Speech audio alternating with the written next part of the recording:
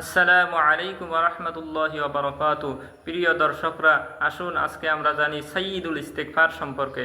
সাইয়্যিদুল ইস্তেগফার হচ্ছে ক্ষমা প্রার্থনার জন্য আল্লাহর কাছে সর্বশ্রেষ্ঠ দোয়া, উত্তম দোয়া।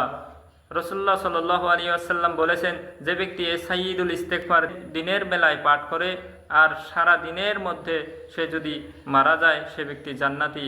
আর যে ব্যক্তি সাইয়্যিদুল ইস্তেগফার রাত্রিবেলায় পাঠ করে আর রাতের ভাগেই যদি সে ব্যক্তি মারা যায়, সে ব্যক্তিও জান্নাতি।